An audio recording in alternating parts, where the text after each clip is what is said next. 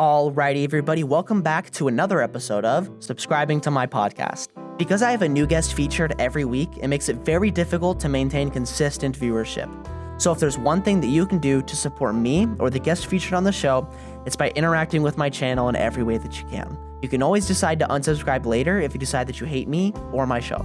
With that plugging aside, enjoy my discussion with Zyler Moss is a senior in psychology here at OU, who I actually met on TikTok. I had seen some of his videos circulating about OU's recent Turning Point rallies and some of the people that he had on, or some of the people that OU had on here on campus, and he had some thoughts about that ended up being somewhat popular in that the video received a lot of views. So I wanted to have him on and talk about the current state of politics, specifically here in OU, but also broader in some of these macro political issues. So Zyler, why don't you go ahead and introduce yourself and then tell the viewers some important things that they should know about you. Hello, my name is Zyler. I am a senior psychology student here at the University of Oklahoma. I'm gaining my Bachelor of Science in Psychology with Applied Statistics. Absolutely adore comics, media. I hope to go on to a grad program here within the next couple of years or so after doing some post-bachelor research and study clinical psychology. Yeah, so I guess we can start a little bit on the things that I'm a little bit more familiar with you on, which is the TikToks and a lot of just, I guess, the recent OU political dynamic. So I guess walk me through some of the recent events that we had here at OU, and then I guess your broad messages or themes from the people that we had here. So I've made a couple of videos talking about different guests and people that are coming in to speak with student organizations. Last year I made a video talking about Riley Gaines coming, and this year I made a video talking about Russell Brand. I wanted to make more videos talking about Savannah Chrisley and Governor Kevin Stitt, but I wanted to specifically talk about Russell Brand and his inclusion at the Turning Point USA event a couple of weeks ago, simply because he has some ongoing charges involving rape and sexual assault, and it just kind of made me uncomfortable as an advocate for like women in general and like not being a fan of rape. And so I wanted Very brave. Yeah, super brave. I know the bar is really low here. But as a person who really cares about wanting to highlight our resources that we have on campus, I saw it as a great opportunity to spread knowledge as well as share resources that are available here on OU's campus. Yeah, I think a lot of people's immediate reaction to this kind of rhetoric, they flag it as anti-free speech, or they flag it as something that's like, I don't want them to be here, which it doesn't necessarily seem like that's your point, but I guess could you like elaborate on that? Yeah, a lot of people in the comments were saying like, free speech, let him talk and everything. And I think a lot of people who say that go immediately to not really understanding the thesis of what I'm trying to say. I think that they view it as me an attack on Russell Brand himself, and not really my critique of like who we platform, who our campus platforms, who our student organizations platform. Just because we have freedom of speech does not mean that we have a freedom of a stage or freedom of a microphone or an audience. Russell Brand has a much larger following than I probably will ever have. He can say anything that he wants to talk about online and nobody can stop him. I don't understand why Turning Point USA needed to have him here to share their message. Yeah. Well, I think from the right-wing perspective, it's hard because, you know, having events like this, especially after like the Charlie Kirk stuff, I think that they find it very important that they get to speak, like they get to say things. So I think that the Charlie Kirk thing felt like an attack on free speech.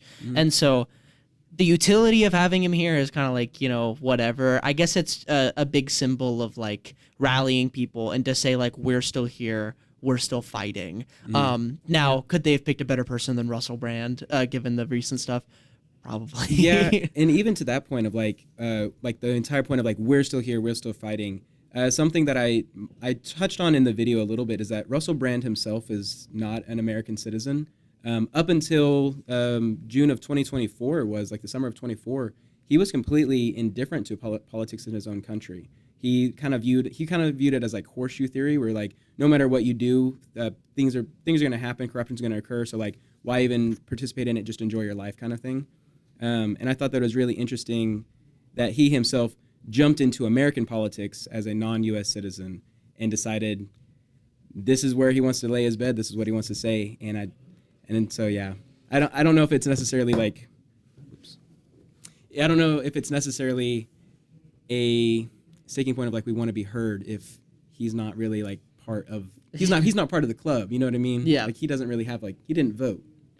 Yeah, well, I think it says something about right-wing politics. We'll get into this a little bit later with macro politics, but I mean, you had kind of similar thoughts with Riley Gaines, who had come to campus last year, in that, like, it's all this question of, like, who are we platforming? Who are we seeing as our models of good behavior? Like, who are we seeing as our models of, like, truth? And I think that that's really important right now. But I guess, like, what were your thoughts on Riley Gaines? Because it seemed like it was a similar critique. With Riley Gaines, I wanted to really highlight. I view Riley Gaines as just a grifter. I think that what she really has to say politically is pretty inept and lacks any and all substance. She's a person that has built a platform hating on minority groups, particularly trans people. She had a race, she had a swim meet, and she tied for 5th with Leah Thomas, who is a trans woman. And since that day, she has made it her sole mission and priority to get trans people, like, out of, like, normal conversations and into a conversation where you can say, like, I hate trans people and that's okay. And I think that's absolutely abhorrent. And she hides it behind a guise of fake feminism, where she says, you know, I don't mind trans people. I just don't want trans women in women's sports. Whenever I would argue that trans women are very much women, and there's no evidence that trans women are over here dominating women's sports either. Yeah, you know, this you might actually catch me fighting you a little bit on, in terms of, like, the trans women are women. It becomes a linguistic thing. We just had Cam Higbee here on campus, you know, arguing this same kind of thing, this, like, rhetoric based thing, which I think is kind of cringe. I think that it would just be better to talk about the actual issue, not what we call them and what it is. But I could see how it would be unfair to say that when a group of people is being identified as something or not being identified as something that they should be. But I would agree. I agree with you, like 9 times out of 10. Where I would disagree with you on this point particularly is that with trans women being women, necessarily we have to make a definition of, like, what is a woman then? Like, if trans women are women, like, what does it even mean then? Because you can go from, like, a biological perspective into a social perspective, and, like, what do our words actually mean in that case then? Yeah. A lot of the talking points that I've heard about trans women not being women is it comes down to, you know, having certain sex organs, whether it be a vagina, whether it be boobs or whatnot, or breasts. I would say that kind of falls flat for people that have had surgeries. That kind of falls apart. Intersex people are a population that exists as well, and they can have certain sex characteristics.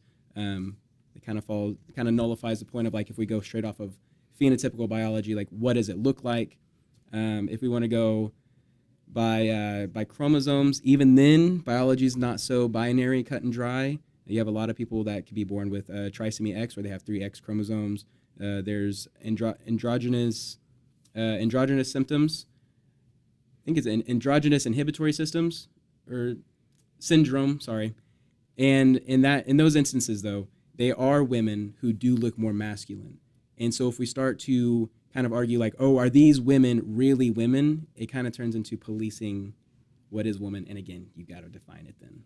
Yeah, I think that the difficulty with it is that no matter what, I mean, even when you use genes as a proxy for, like, gender, I don't know what your genes are. I can just look at you and predict and, like, make an assumption. So at the underlying thing, whenever I'm looking at another person, I'm making a prediction as to what their gender is. And it's not based on any of the things that you just listed, because I don't know what you got down there. I don't know what your genes are. But I do think, on the other hand, is that when it comes into the 2 most publicized conversations around this are bathrooms and then sports. The reason why they're saying this is what they're saying is that, like, if we do muddy this definition, if we do rely purely on just, like, the phenotypical ways that they express themselves, we're going to create an environment that is unfair or unsafe. So it's more so, like, the externalities of this definition that I think that people have a problem with. It's not necessarily actually just calling them what they are. It's more like, you know, what they would say, like, if women and men, or if the definition of female included transgender women, then, and that was the end of the conversation, I don't think anybody would really care in context of sports or bathrooms. But the assumption is that men are biologically significantly better than women at sports. So when we loosen this, they get to compete. Same with the bathrooms, you know, it's more unsafe, something like that. So my point about the sports is that whenever you frame it that way, where it's you have a man versus a woman, yes, totally agree. Men versus women typically a men will outperform, especially when it comes to certain sports like football or maybe even a weightlifting competition. However, when you frame it as a trans woman versus a cisgender woman, it changes the conversation entirely. There's not a great depth of research on this topic because honestly, transgender research is not very well studied. We're kind of like on the cusp of that, and now it's kind of like not even possible at all due to the current administration's attack on science. But I would say that what we do have in our literature, in the academic literature, is it shows that trans women do not perform to the levels that you would expect a cisgender man to perform, and they fall more so within the lines of cisgender women. So trans women perform, on average, more closely to cisgender women. And then from there, if you want to go into bathrooms, trans people and LGBTQ people in general are more likely to be victims of sexual violence, harassment, harm in almost every standard of the way. So I don't think that allowing those people to be where they feel safest is necessarily like the hill to die on. And also from like a logistic standpoint, how do you police that? Because then it turns into like lifting up skirt laws, which is something that has happened in our own Congress. I believe it was Nancy Mace attacked another congresswoman because she wasn't sure that she was a woman, and she was wrong. And like that's an entirely embarrassing moment for everybody involved. Mm-hmm. And I would say that causes more harm than just letting a person go pee. Like I don't think it's that serious. Yeah, I thought that an interesting point. The sports thing I think is a little bit more complicated, but with the bathroom thing, I thought it was an interesting point. I mean, like if the concern is that people are going to get assaulted or something even more horrible, like they're going to get raped or something, I don't know if the gender sign has ever stopped people from doing this. Like I don't know anybody whose like intention was to do this and they're like, dang it, this is women's bathroom, I can't go in. I don't know. But I guess maybe you would say something that like increased exposure increases temptation, something like that. Maybe you could say something like that, which, look, this isn't a hill I would die on either side, I don't think. Like whether I was left-leaning or right-leaning, I don't think this would be the hill that I would die on. I think we don't lose a ton by making it, born characteristics for gender, even on both arguments. The sports thing, however, I do think that when you talk about that they perform at the same levels, do you mean that like when they're tested, they perform at the same levels, or over the course of history, when trans people have performed, they've been at the same level? Both, in all honesty. So whenever we look at the research that I was able to pull up for that video that I made, because I did make a video talking about the trans advantage and how Riley Gaines grifts on that narrative. There's a body of research that shows that after a year of trans women on hormone therapy, their bodies are more akin to the physiology of women, minus having certain sex characteristics. Whenever it comes to their performance overall, though, you would expect by the way that Riley Gaines and other right-wing pundits talk about how the trans advantage is like this major big issue that we need to stop people from performing in this, is you would expect to see like all the records to be held by trans people. They're very rare, but you would expect them, if they are that good and competing in this category, they should be the top achievers. That's just not the case. We can start with Leah Thomas, who did win a NCAA division title in swimming. However, she won that year. Had she swam a few years earlier, she wouldn't have even placed. She would have gotten around, if I remember correctly, it was around like fifth. If she would have swam in the women's division 2 years before that? Yes. Had she had like the exact that time that she won the NCAA championship with, had she swam years prior, she wouldn't have placed. So that's Leah Thomas debunked, and she only swam just as fast as Riley Gaines in another swim meet, for fifth place. For fifth place, yes. If you want to look at, there's some other athletes that I mentioned, such as Laurel Hubbard, who was a trans woman who went and competed in Olympic weightlifting. Got accepted into the Olympics, did not complete a single lift in the Olympics. So that entire category of weightlifting in that weight class held by cis women, not by trans women, who again didn't even complete a single lift. CeCe Telfer is a NCAA Division II track athlete who did win. They also won a national title. However, they're in NCAA 2 division, which is typically considered a lesser division than NCAA, like Division 1. So even then, you would expect, okay, if this is a trans athlete, trans woman, why aren't they in Division 1? And I think that whenever you peel back the curtain a little bit and you look at like this trans advantage narrative, you start to see that there's a lot of like smoke and mirrors going on. And recently, and as of February, trans athletes are not allowed to compete in NCAA sports. There are 500,000 active athletes in NCAA, so it's 500,000. Only 10 of them, not even. The president is on record saying less than 10 athletes were trans. So I think that whenever policy starts to affect 10 people, it seems like there's an agenda here, and it seems like it's not necessarily based on fairness or anything like that. It seems like we're attacking 10 people because of a shared characteristic, that characteristic being them being trans.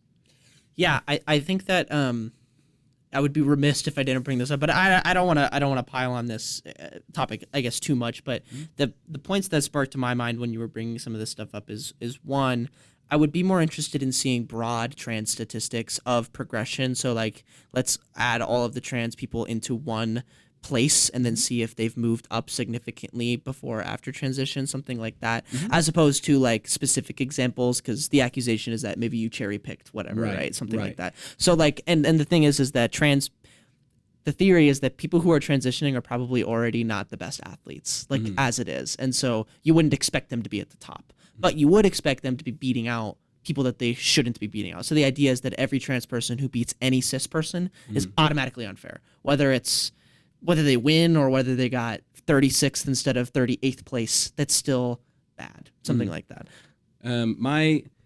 For the research itself, I totally agree with you. I would love to see longer research into this. I personally, as an academic, I would love to do transgender research and see actual results, because my stance is based on the current evidence, and I've already said we don't have a lot of it.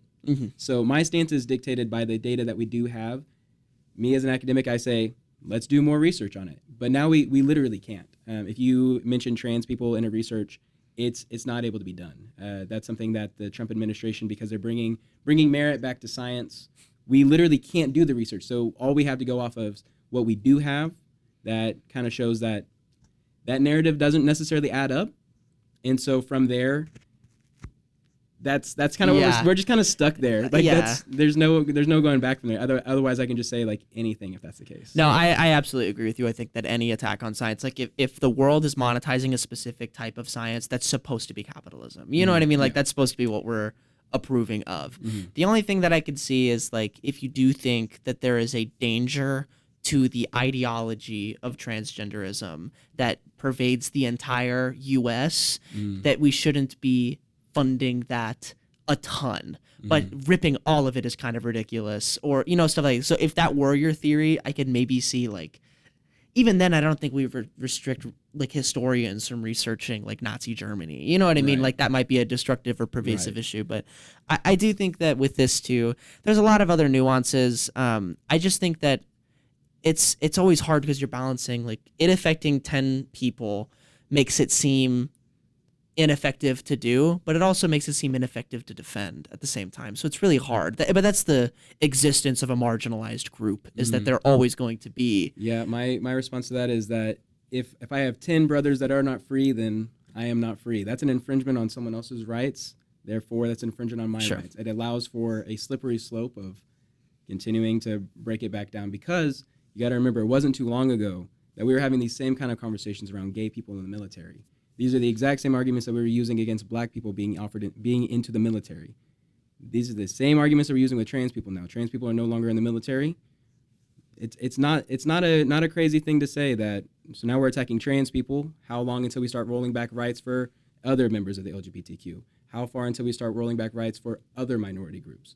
And as for other members of the LGBTQ, there's a hearing happening, I think it was November 7th, to look at gay marriage and see if that's still a constitutionally protected right. I saw that. Yeah, I would agree with you. I do think though that with the transgender in the military, they can be in the military but not of the transitioned gender. Is that right? Or they just can't be in it at all? If I'm not mistaken, from what I understand, and I could be wrong on this, transgender people in general are losing their rank. It's essentially them being fired, whether or not they decide to detransition or anything like that. They are. Pete Hegseth has basically said that trans people are mentally unwell. They are unfit to be in positions of power and positions of the military due to them not conforming to reality. And I would argue, if I were sitting here with Pete Hegseth, I would say, show me the data on that. Can you prove that?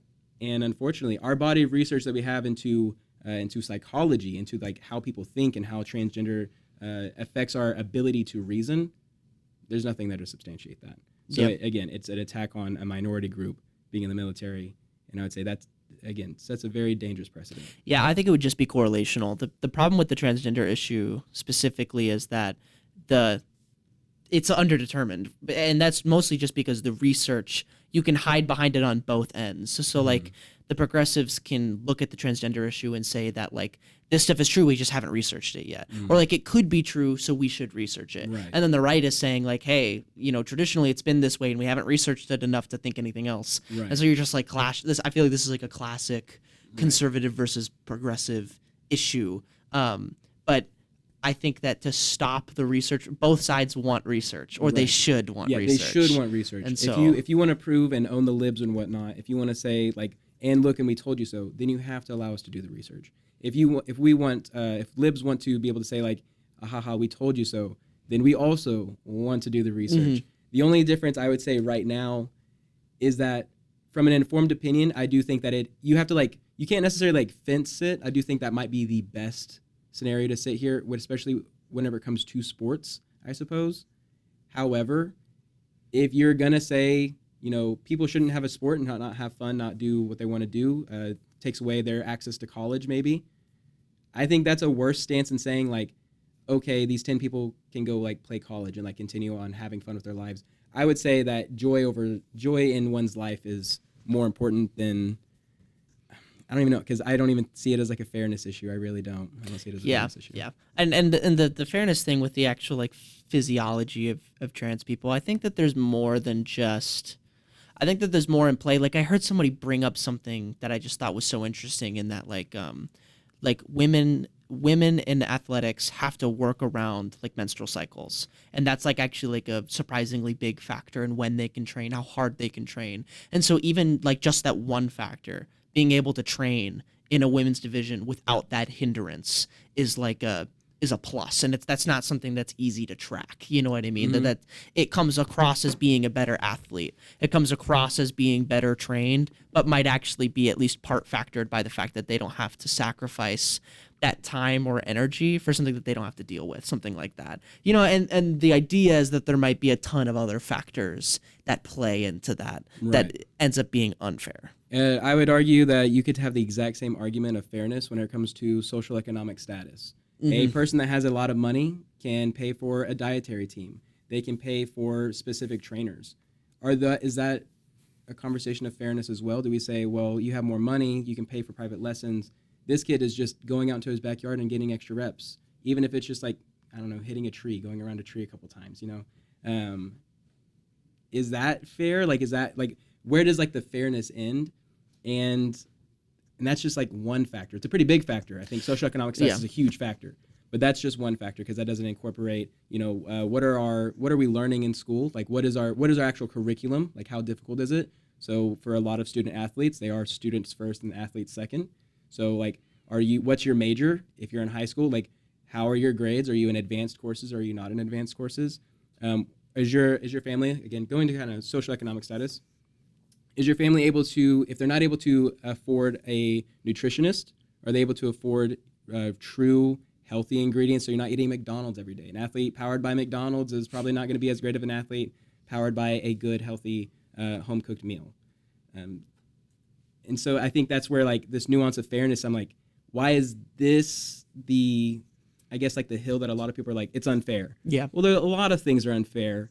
And if you want to have a conversation about fairness, I would argue that the money is a really big one. Yeah, and this will be the last rebuttal that I do. I think that this has been a very good exploration of this topic, but the last part I'll say, and then I'll let you finish off because you know a lot more facts than me. But I think that especially when it comes to high school sports and even college sports, we do kind of differentiate divisions based on size, which is supposed to be a proxy for price in some ways, you know what I mean? And so like 3A schools, from, I don't know anything about Oklahoma. I was just going to reference some Iowa schools, but you have like 3A schools that are like 3 times bigger than 1A schools. You know what I mean? That's supposed to be a proxy for wealth, something like that. That's supposed to account for it. Same with different divisions in like wrestling. We have weight classes, you know, or and so a lot of people who were trying to make sure that transgender people can compete, they wanted to do like testing testosterone or something, or like different levels of muscle density or something like that, and making that divisions instead, which I think is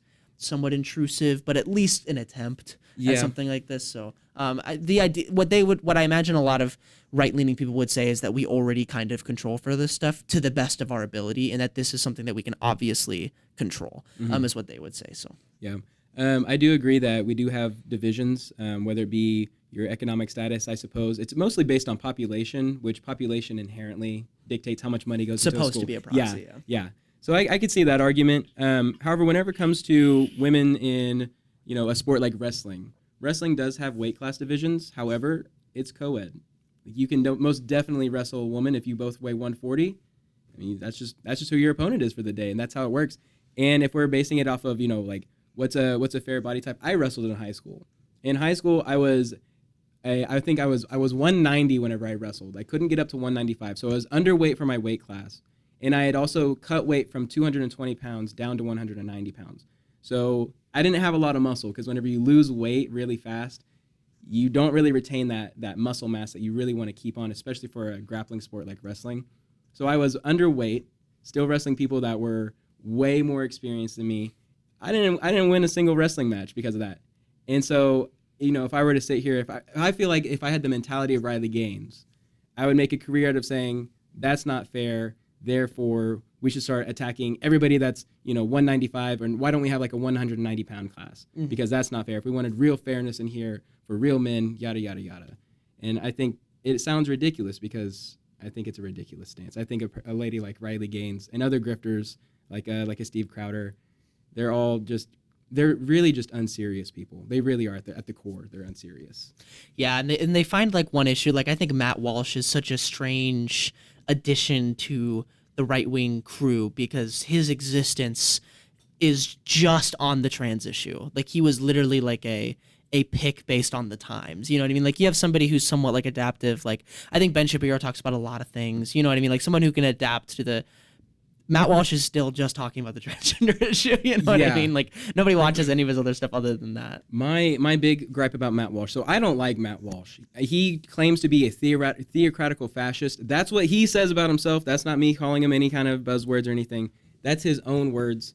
He did get big off of What Is a Woman. That was like a big mockumentary that he made. And he's very disingenuous. So I watched What Is a Woman. And he talks to a professor who she tells people, like, he kind of comes at it like as a skeptic, and he asks, like, okay, but, like, how do kids know if they're a girl or a boy? And, like, how do you lie to them, and yada, yada, yada. And so whenever you engage a child, you use language that they're aware of. We use our feelings, we use our emotions. Like, how do you feel inside? And try to explore that. And so Matt Walsh tries to come at this, and he says, well, kids believe in Santa Claus, so...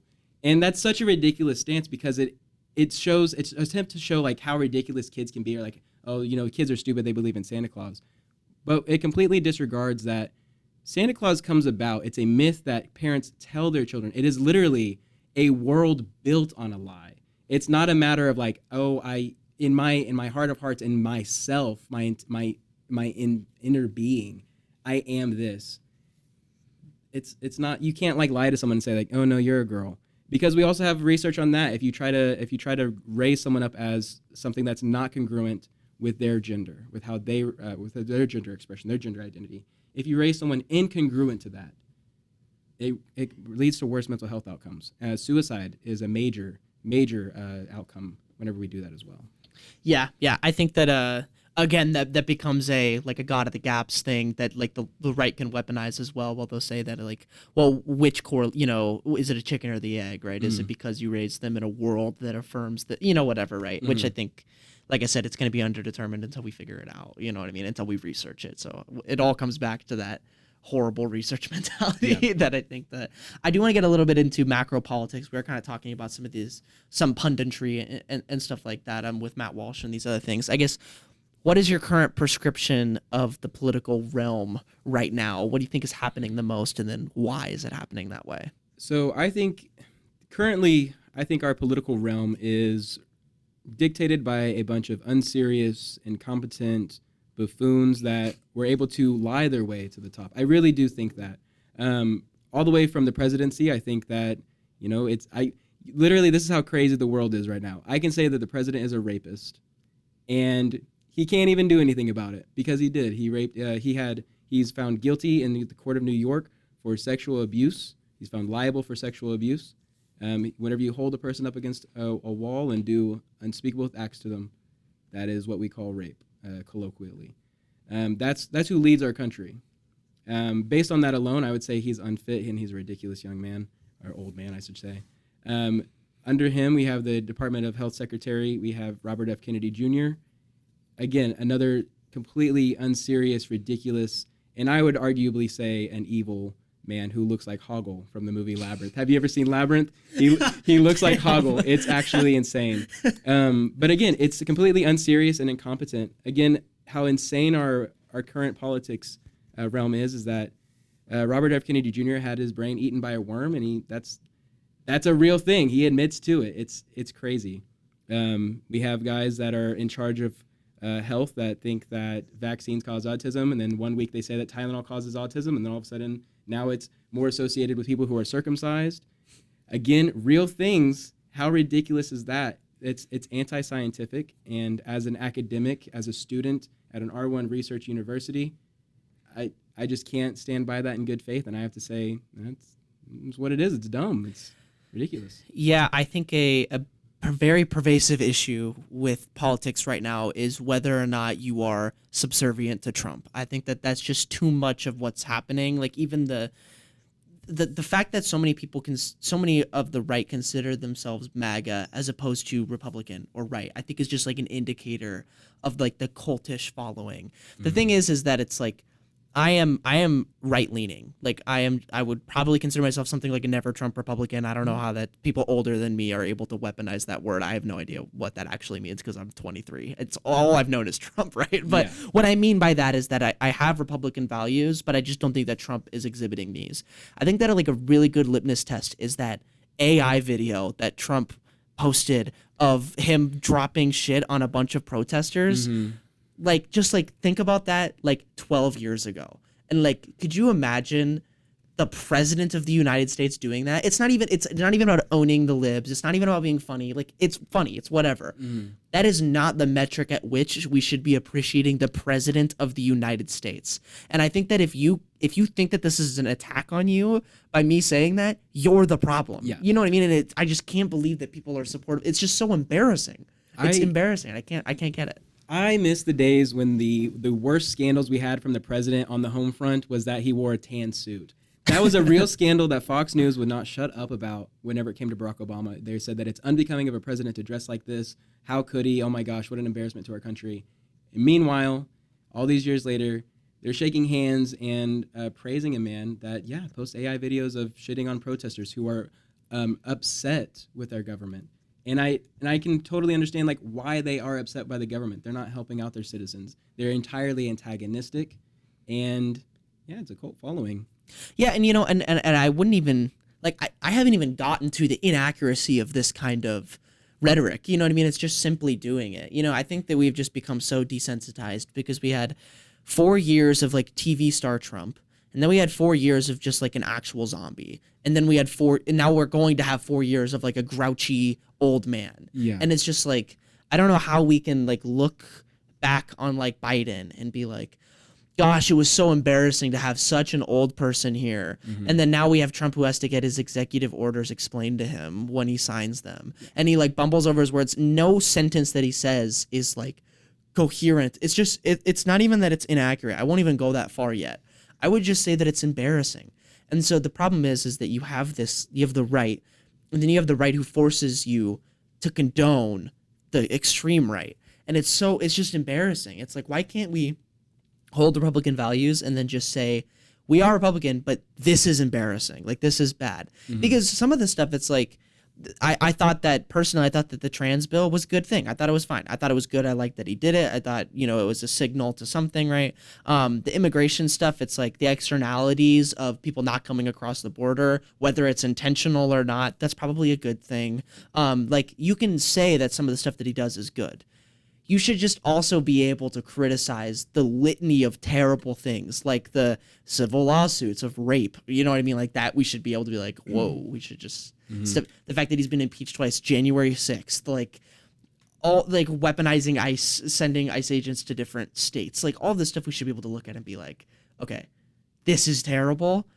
Other stuff is fine, but like the moment you start to bounce back on the idea that Trump is like a based like guy who's like really funny and is going to own the liberals, that's when you should probably just take a moment and be like, okay, we're talking about the president of the United States. Let's just like think about this for a second. And I don't know. I think that distinction is just so wild. I don't know if you have thoughts on MAGA versus Republican. So I think that what we're seeing in American politics, we're seeing a huge divide, even on like the left, I think, as well. But specifically, Republicans have been doing this for a while, where you do have MAGA Republicans.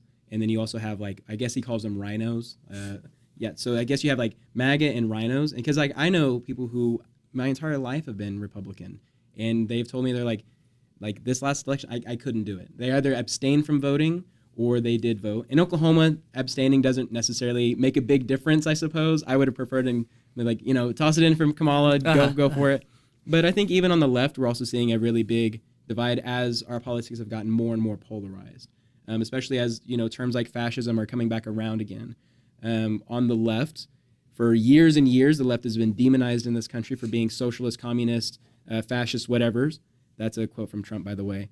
And so I do think that we're seeing a lot of left policies and leftists get, more credit in the media, get more credit, be taken more seriously, and not be, and the whole socialist insult is becoming less of an insult and more of like maybe even like a point of interest, maybe even a selling point as well. And I think that, with recent events, I think that is a little more clear, not entirely like, I'm not sold on that idea of people saying like, now is the time to sell socialism. Now is the time to go democratic socialist, go social democrat, be left. Zoran Mamdani won his race in an entirely liberal city against an established Democrat. However, there was another democratic socialist who lost his race as well to a establishment Democrat. So I don't know if like the data that we do have shows more left-leaning. I know we have a lot of discontent on the left towards our party, but I think it's because of how outrageous the right is right now. Not necessarily from, I don't even know if I can say necessarily from rhino Republicans, because I think what a lot of the problem that we're seeing is that you do have MAGA Republicans and then other more serious Republicans, I would say, the people that aren't part of that are just kind of falling in line. They're just like, I'll just vote with my party. And it's like they completely ignore all the implications of that as well. Yeah, I think that's a lot of bullying, I think, which is just something, I don't know. We got this a lot on the left, too. I think very particularly with the Israel-Palestine issue, where it's like if you were not pro-Palestinian, you could not be a part of the left. And I think that that's kind of finding its way here. Like you have a lot of like you have a lot of people who I guess are like, you have like Hassan Piker, who's like one of the most famous people on the left right now, who is not like actively supporting Kamala Harris. And that's because she wasn't hard enough on the Israel-Palestine issue. And it's like, how do you have that disconnect on the left? But on the right, they are just like lockstep forward for MAGA Trump. And I think that this is a utility issue. Like they just see the utility in doing that. Even if they have disagreements, it's like, well, as long as you vote for Trump, you're good. You know what I mean? Whereas the left, I think, is a lot more, they try to be more morally based. Whether they're correct or not is up for debate, right? But they're trying. There's a lot of ethical policing, I suppose, or moral policing, where we do these constant litmus tests, which can be good. I saw, who is it? Jeffries. He was the Senate guy who did like the longest filibuster of all time. Oh yeah. So he recently went on he had an interview with someone, and they pressed him on several issues. They did ask him like, what was going on in Palestine? Was that a genocide? And he kind of like did this. He's like, we do like this policing thing, like this moral policing, and it's like, well, like we can call a duck a duck. You know what I mean? Like we have evidence of a genocide going on. You saying and like dancing around saying like, we can't call this a genocide. I think that is kind of damning, and I think that it does call attention to for constituents and saying like, what's going on with our leadership right now? Like, this is kind of crazy. Like, take a stance. Like, don't be a fence sitter here. And I think, I don't know, I suppose the right, they are more in line, and like you said, there's more willing to be like, I'll just go for it. Mm-hmm. And so they're more willing to accept like a thing that people might not enjoy.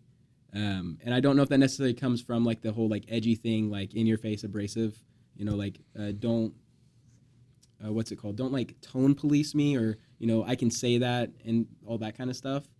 I don't know if that's where it comes from. And so like they're less careful, or if it really does stem from policy issues. I know like Senator Lankford and Senator Markwayne Mullen, both of them are anti-Medicaid. And I've reached out to them. I've called them personally, and I've tried to make my arguments and say like, for like the government shutdown, like vote for extending these subsidies, vote for funding Medicaid, because, and I try to frame it as helping Oklahomans, because it does. I know you're new to Oklahoma, Mm-hmm.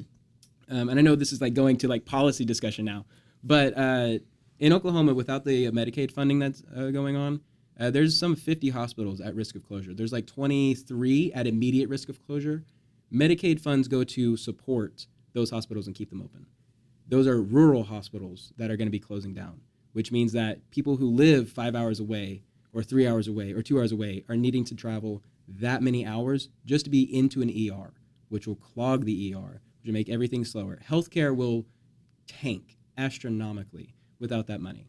And so I've tried to make the call, and I encourage all my friends. I'm like, hey, I know, we might not agree politically or whatnot, but I try to make the rational case. Like, without this money, people just, it's literally a life or death conversation. And I do think that it's kind of it's difficult, because I always try to justify it, and I try to ask like, okay, if we can follow the data, if we know that these things are at risk of closure, and we know that like rural hospitals closing lead to rural Oklahomans dying, then like why don't our senators like support keeping these things open? Because that's by them saying no, we're not going to support this, they are actively saying we are supporting those hospitals closing. I find it confusing, and I don't understand why our elected officials do that. Yeah. Well, and when you use that as like a litmus test for your party, like it seems intuitive when you explained it in a specific way. To like, if you don't agree with this, then we're not on the same team. But I think that giving that much power to an individual to decide whether or not they are on your team, given that, I think that the right has just done a good job of avoiding that, and then scrounging up so many people, because they can just pick up all the leftovers. Like they can just say, hey, were you ostracized from your group? You can just hang out with us, And I think that for a really long time, especially at the beginning of like internet culture with like, Change My Mind, like Louder with Crowder, the beginning of Ben Shapiro destroys woke SJW or whatever, right? Mm-hmm. That era kind of forced it allowed the right to kind of put people on the spotlight and kind of like revel in their rebelliousness. Like they were able to just exist outside of it. And then now it created the inside and the outside, and they were able to pick up anybody on the outside. I really do agree with that. I think that that has also led to a really big issue with grifters. I think grifting is a thing that exists on both sides of the political spectrum. However, I do think that for the right, the grifters are either more present, there's either more of them, or they are just so much louder. And I think that it comes from like their message. Like it's, I would say a grifter on the left is a guy, Dean. Yeah. Dean Woods. He's a grifter, just straight up. He is. I don't like him. But from the right though, they have a lot of grifters. They have Steven Crowder, who just came out of retirement and makes really bad arguments like SNAP benefits should end. Or you have a Ben Shapiro, who also makes really bad arguments and says that universal health care can't work in America because people are of different ethnic backgrounds, have different health concerns. And it's like, so because that's a real argument that he's made. I have to listen to that. So, or you have people, what's another one? You have Andrew Schultz, who's just a comedian who's like, I want to say offensive things. Or Rob Schneider, who's like the same thing. He's like, well, I played an Indian one time and I'm not Indian. Can I still do that? And it's like, if it allows for people who are like, whenever we move as a society and progress and say like, maybe white men shouldn't portray Native Americans or indigenous people in general because it's not their culture. We're not big fans of blackface around here. why should we, kind of like say, oh, whatever, whenever it comes to people playing Native Americans. That kind of allows us as a society to move forward and say, maybe we should grow from that. And if people aren't willing to say, yeah, that's totally right, we should be culturally aware because these are real people, these are real stories, and these are real histories that we're kind of mocking and making fun of. It does lead to a feeling of ostracization and just being able to I should be able to say what I want, and and you'll pay me for it? Cool, because I'm a famous guy and I have some pull. Yeah, well, the problem too, though, is that there's a little bit of validity in the right in kind of opposing this. Like, even in the way that you were describing it, like, you kind of lost me a little bit. Like, I was with you, and then we started getting into examples of the things that, would be considered grifting. Like, I imagine, like, what about, like, Dean Withers or stuff that he's done do you think, like, is, because I have some examples that I'm worried you're going to say, and if you say them, that's when we're going to start to disagree on, like, should we ostracize this guy? You know what I mean? So I guess, like, walk me through. So Dean Withers started his entire, like, TikTok thing doing the entire, like, millionaire kid thing where he was just like, yeah, man, buy my course. I'm here. You guys are all in high school, college, and whatnot. I'm literally like a 16-year-old out here. And he'd, like, show, like, a camera, and it'd be, like, a ton of money in his car or a ton of money on a yacht. And he's like, just buy my course and you can be just like me. That is the grift. That is the young man alt-right pipeline grift. Buy my course, learn how to talk to women, be an ultra stud, don't be a Chad, don't be a beta. And then a few years later, I agree with his message. I don't think that he's in it for the right reasons. I think that he's in it for the money. And that's why I say that Dean Withers himself is a grifter. I agree that, being trans is totally fine, and I don't think that we should demonize minorities. I think that DEI is a decent policy. It's not a great one. It mostly helped white women. So it wasn't even a good job at doing what it was trying to do. Mm-hmm. But I think that scrapping it isn't necessarily a good take either. So that's why I would disagree with people on the right. But also championing these things without any kind of, critique of them and just like full acceptance is also not as good either. Yeah, actually, those 2 points I think are totally fine, and that's a more accurate version of grifting. I think that my worry is more so with the ostracization. I remember there was a big controversy with Dean specifically, where, like, in a live chat somebody was microaggressed allegedly. I don't know if you kept up with this, but I'm not even kidding. This sounds so racist, but there was no microaggression. Like, when you watch it, I had to watch it like 3 times before I even, like, understood what the accusation was even referring to. You know what I mean? Because there was so many times like, wait, where was? Like, I don't get it. I don't understand it. And then you watch it, and then you watch the left, like, cannibalizing him. There was another one after the Charlie Kirk thing where he had said something along the lines of, like, he had said something like, if the left was supporting this, I would be against it, or something like that. And then he got torn up for saying that because it was basically opening the window. You should have things like that. Yeah. You should have ways that falsify your side. Mm-hmm. You should have lines, because that's the problem with Trump right now, is that a lot of MAGA people would support him doing literally anything. You know what I mean? And so they don't have that line, and we criticize him, but Dean draws a line, and now he's like, he's a grifter. He's been secretly Republican the whole time. Mm-hmm. I think that those 2 examples where it's so easy to ostracize the in and out club, I think is cannibalizing the left, and I think that it's morally bad. Like, I think it's bad too. So I don't know if you're familiar with either of those. I wasn't aware of, like, the microaggression one. I have heard about, like, the if you make me draw that line in the sand, I'm not going to side with you thing. Yeah, I have heard that. And I don't disagree with Dean. I think that political violence in this country is absolutely terrible. It's been around since the Reagan era. Reagan was shot. Yeah. So, like, political violence has been a part of America. And I think as a progressive, I would say we should stop that. We should be better as a country and move past that. And I think that violence in general is bad. I'm not really for. I'm not anti-gun, but I'm not like pro-gun violence. I'm not going to say that, like, gun violence is, like, a good thing or it's, like, even necessary. Another brave take. Right. I know. Super. But yeah, I do agree that the left does tend to cannibalize itself, and they have a hard time of, like whenever you get a liberal, a neoliberal, and a socialist and a communist all in one room, there's less of, like, a conversation. It's more so of, like, I'm right, you're wrong, and here's why I fall in line. And all of these people are, like, free thinkers and whatever, and they're all going to say, like, actually, no. And so it makes it really, really hard I think just by way of existing, for them to kind of conglomerate or form a coalition. And right now, of all times, is whenever the left really needs to kind of buck up. We need to find somebody first. I don't really necessarily want Kamala to run necessarily. I did vote for Kamala, but I'm not a major Kamala supporter. I know she's never really been super popular. I would prefer to have a primary, and I would that is a contention that I completely disagree with on the left. I totally agree with not have a primary, and that's wrong. But if I'm being honest, I would have voted for a rock before I voted for Trump.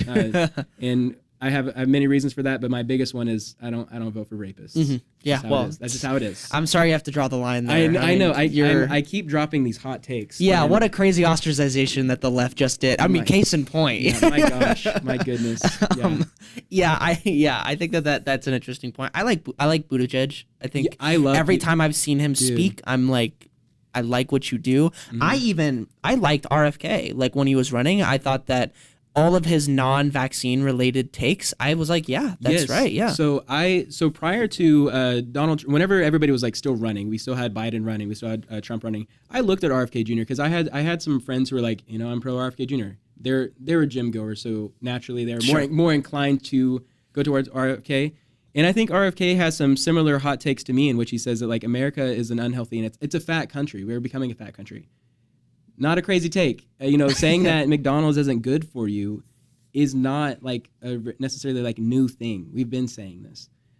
However, his ways of wanting to go about it, I think, are a bit harsh, and like not harsh. They're just not evidence based. I think they're frankly a bit dumb. And then his vaccine stuff, but his policy work, what he was wanting to do with housing and health in general, and like working to make us more healthy, or like in subsidies for fast food chains and things of that nature. That's great stuff. That's awesome stuff. Yeah. What's hard is we're losing a lot of description on the right and the left. So when the right says you have radical leftists who believe blank, that's actually a descriptive term. Like I can imagine what they're talking about. But that's because the left gets to lump in a bunch of like communists, lump in a bunch of anarchists, a bunch of like super far left-leaning people who like illiberal people who just like hate liberalized countries, and then but the far right is just one homogenous group of people. It's not, there really isn't a far right. I mean, you could look at Nick Fuentes or like these other people, there's like a handful, but that's not like a population of people. You just have the right who laugh at Nick Fuentes. You don't really have a lot of like, I am a Nick Fuentes fan and I hate the right. You know what I mean? It's just not a huge group of people. And so it's like, it's hard because it makes you believe that there is no far right group.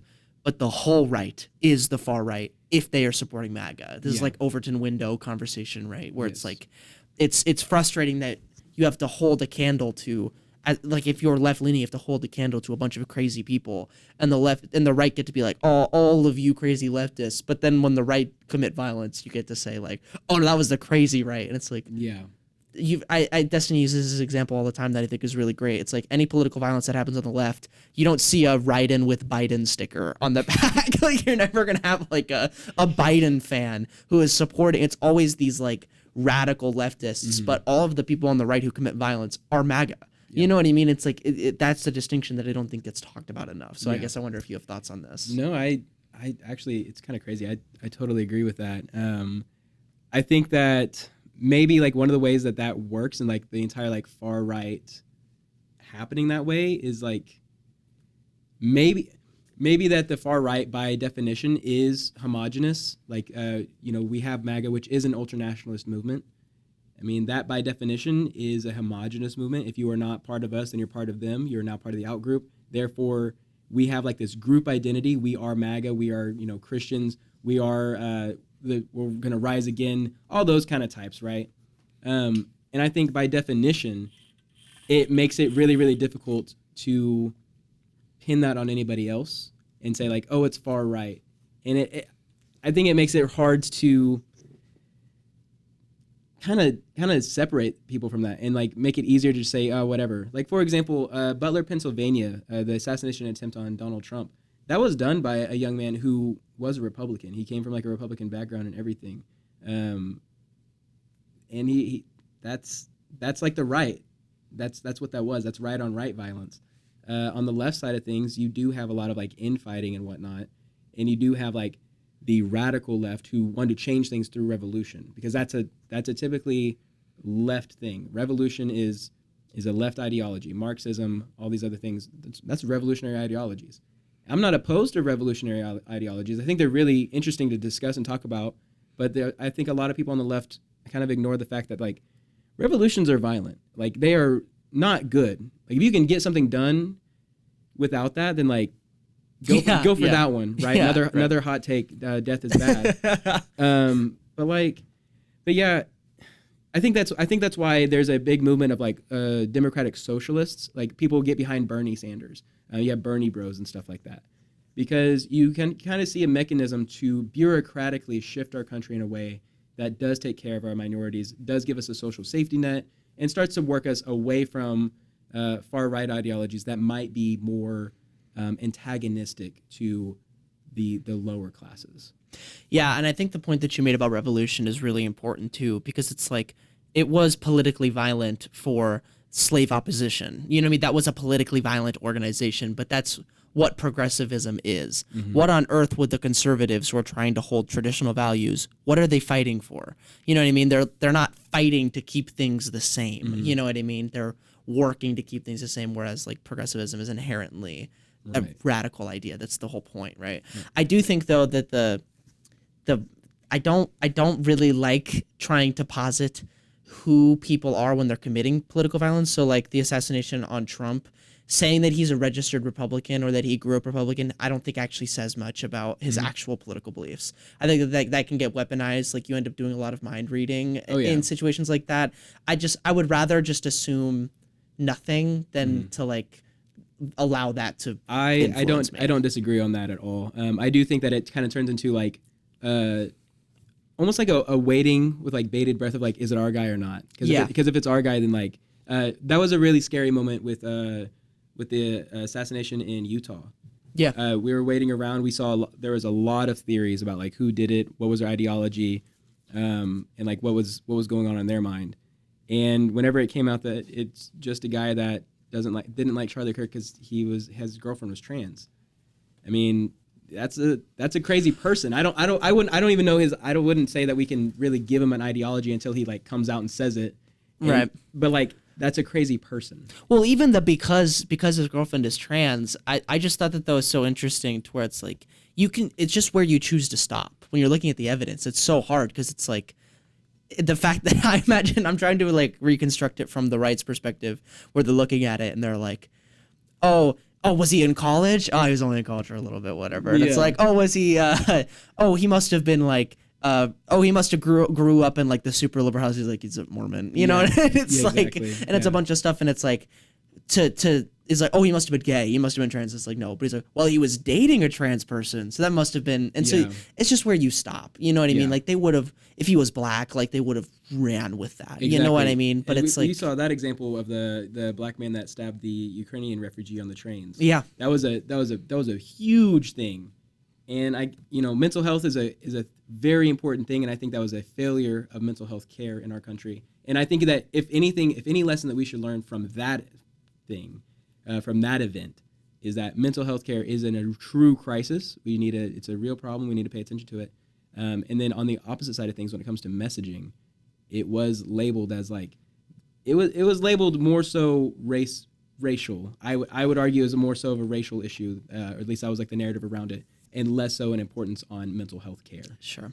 And the other thing too is that a lot of political violence is committed by psychotic people. And that's the underlying message starts to become like less important. Like I think with the Luigi Mangione killing of that healthcare CEO, it's like when I think this is all bro science, so correct me if I'm wrong, but when they look at the letters, there's not even an established intent. Like you can connect the dots within your own self, but the intent wasn't to send a message about healthcare. Like, or that was just kind of like run away with the consequence of this action. You know what I mean? And that CEO didn't even have a lot of hands-on with whatever aspect he was trying to change. You know what I mean? And so the messaging was just kind of taken by the audience. Like they just interpreted it as good. I think it was denied, depose, and I forget the last one. It was like 3 Ds. It was like deny, depose, something other. But yeah, I think Luigi Mangione I mean, again, speculation. I have no idea what that guy was going through his head. I think he was very upset by a broken healthcare system in America. And, whenever people are on the edge like that, it's a pretty well-known thing that we are, I think it's like a paycheck, 2 paychecks away from anarchy in this country. People are living paycheck to paycheck without money. You are going to gain a population that's desperate. You are going to gain a population that is deviant. And I think Luigi Mangione hit that limit. Did he react in a way that's rational? No. Killing people is not rational. It really doesn't, because I don't think the ends really justify the means. Nothing really changed. Healthcare policy hasn't changed, and United Healthcare is still a terrible insurance company.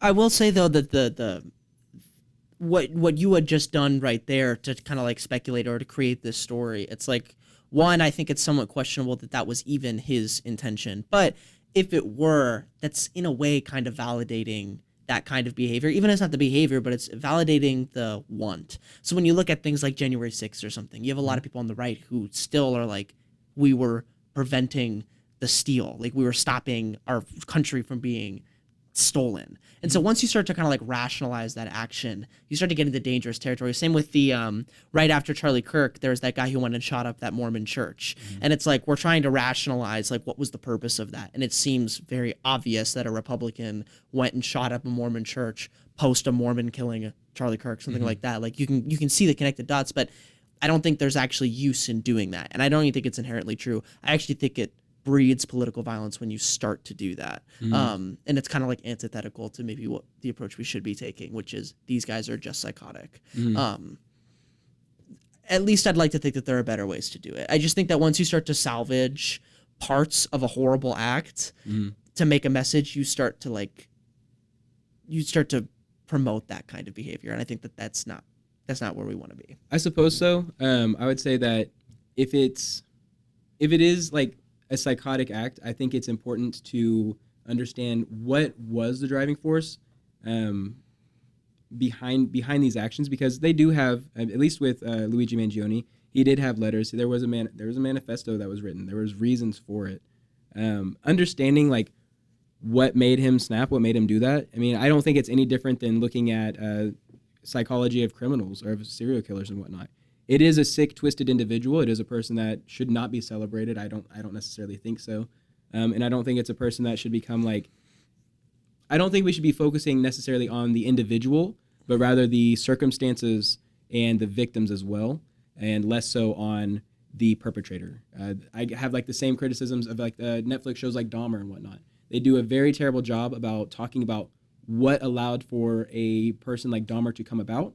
They did a really bad job about addressing the consequences of Dahmer acting out his actions, and they put all the emphasis on Dahmer himself and made the narrative a Dahmer-centric narrative when it should always be the circumstances and then the consequences, not the perpetrator.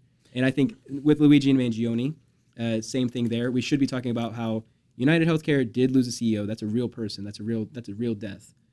We should also understand the consequences of that and not necessarily celebrate a murderer.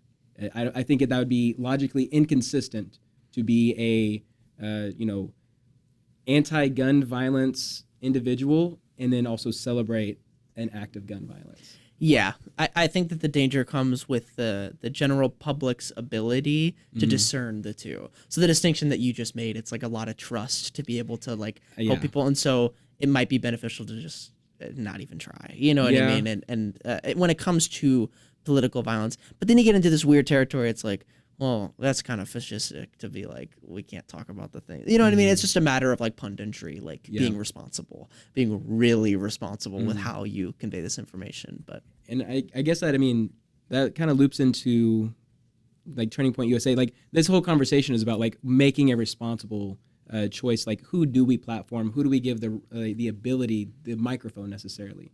For me, I would say giving microphones to people that don't have like the best interest in mind, like if it's a dollar in mind, if it's a potential pardon in mind, or even like potential like protection in mind, those aren't people acting in good faith. They're people that are acting selfishly, and they don't have the best interests of the population. And I think that we should be communicating and saying like, these are not who we want to be listening to, and you shouldn't necessarily listen to them either. and debunking them. It's a lot harder to debunk a person. There's the asymmetrical bullshit law. I'm sure you might have heard of that, where it takes to disprove someone's lie, it takes not only equal amounts of action, but more so to disprove it.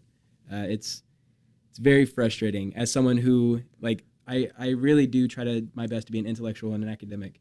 And whenever I see people just like, they just spout a lie, it's like, oh, gosh, now I have to disprove that. Right. And it takes, an hour of research or whatever, like to make sure that I'm correct so I don't get corrected by someone else. Just for it to bounce right off exactly, and be like totally ineffective exactly. too. So yeah, well, we've been going on for a little bit more than an hour, but I want to give you an opportunity to kind of like round the episode off. So if you have any plugging that you want to do for any of your social medias, please do so. And then any overarching themes or messages, this is really your final word to get on your soapbox and kind of round the episode out. Okay. Thank you. On social media, I go by Zyler. I started off as a comics channel, and I want to dive into the lore of all the comics characters that I love to read while growing up. So you can find me on YouTube, TikTok, on Instagram as well. And so I'd really appreciate a follow. Overall, my message that what I want to do on social media is discuss both media literacy, psychology, and work towards a more rational world. I absolutely love talking about education, psychology, and mental health.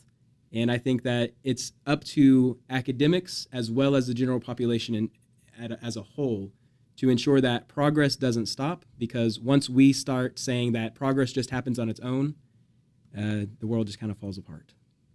Thank you so much, Zyler, for coming on. I thought this was an awesome conversation. Yes, sir. Thank you.